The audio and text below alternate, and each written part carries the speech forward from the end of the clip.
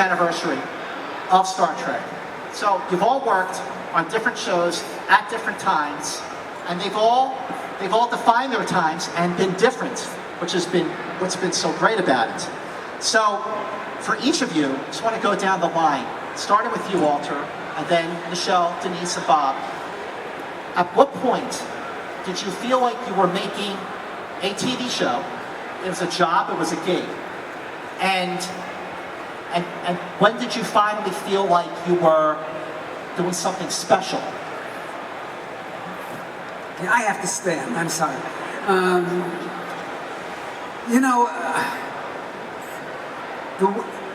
The show, first of all, I came in the second year of the series. And it was a very inauspicious moment in my life because I went in and I read because the dialogue demanded that the situation involved jeopardy and peril and young ensign, how does he feel under these circumstances? And I examined all of that before I went in for the audition, and I came out with a very clenched-jawed, squinty-eyed, white-knuckled approach to the lines, and I said, "Captain, the ship is about to blow up. What are we going to do?" And they said to me, "Yeah, but can you make it funny?" So the lines that got me the job were, "Captain, guess what? The ship is about to blow up." So with that in mind, I never really had a sense for many, many years that this was going to be something that was going to be ingrained in my life, that would shape my life, my career. I kept thinking we were going to be canceled. There was so much rancor at NBC directed towards our show. The first movie was postponed several times.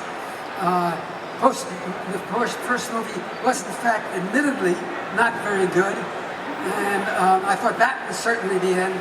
And on and on. Star Trek 2 was good, Star Trek 3 wasn't. 4, good, 5, not. And then Next Generation. I thought that was it, we're done. Au revoir, adios, they having fresh faces, and somehow they still wanted us around. So it's been for me, because I'm so cynical at heart, it was a long, slow process coming to the conclusion that I was probably going to die with Star Trek on my lips. And so I'm still in the process of discovering what a phenomenon this is. Before we continue, I would like to bring to the stage a very special guest, the head of Roddenberry Entertainment, you know the name, and the executive producer of the upcoming TV series Star Trek Discovery, Trevor Roth.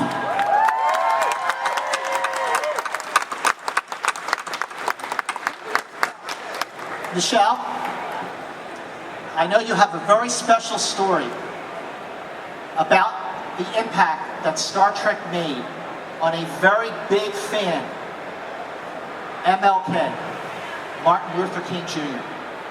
I know I've read the story, I've heard you talk about the story elsewhere, but can you share with the Stanley Comic-Con audience how much of a fan that Martin Luther King was? You might have to interrupt me some. Martin was a #1 fan of Star Trek. You couldn't believe how much he knew about it, about the show, and where it was going and where it should go.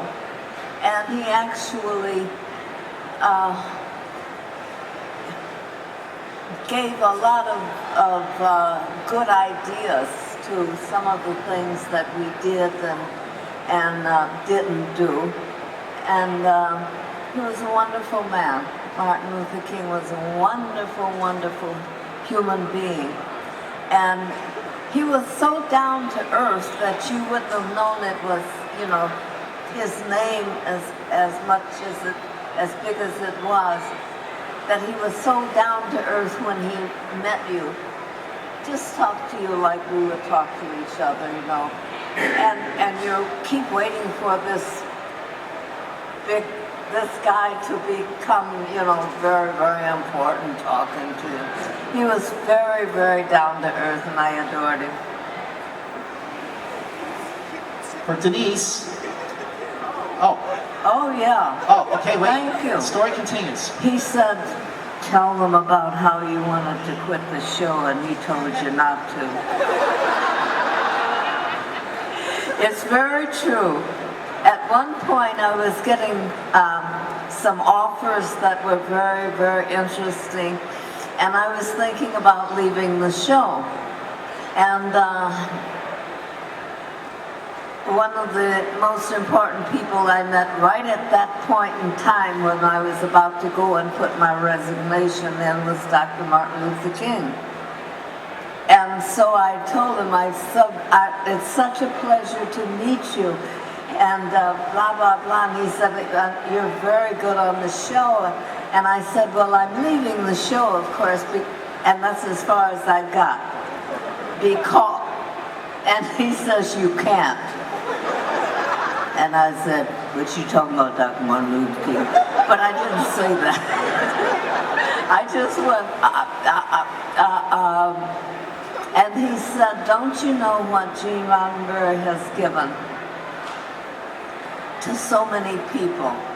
More than just your role or anyone's role, but the stories and everything that's coming.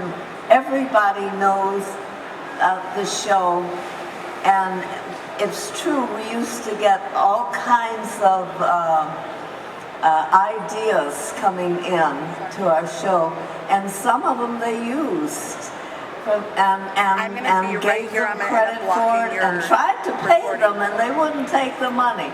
I'm going to end up blocking your recording because I need to stand right here. But they did ask me.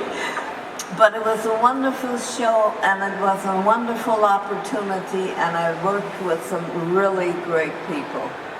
You know, Denise, what a story. I mean, thank you. Martin Luther King tells you to stay on the show.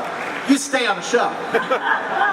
Yeah, I think if Martin Luther King would have asked me to stay on the show, I would have stayed on the show. But He Denise, asked you know, you to stay anywhere, no you question. just stay. Yeah. you know, Star Trek, the original series,